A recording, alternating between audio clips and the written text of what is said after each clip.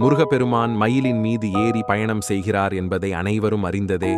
ஆனால் அந்த மயில் எப்படி அவரது வாகனமானது என்று தெரியுமா? ஒரு காலத்தில் ஒரு அசுரன் இருந்தான். அவனுடைய பெயர் சூரபத்மன். அவன் மிகவும் சக்தி வாய்ந்தவனாக இருந்தான். தேவர்களுக்கு தொல்லை கொடுத்தான்.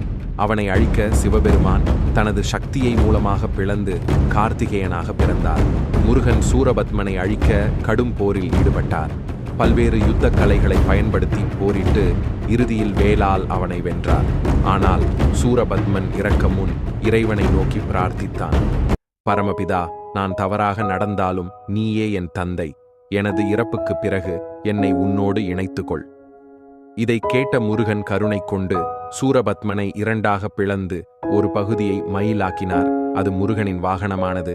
மற்றும் மற்றொரு பகுதியை சேவலாக்கினார், அது முருகனின் கொடியாக ஆனது. அதிலிருந்து முருகன் தனது மயிலின் மீது ஏறி உலகை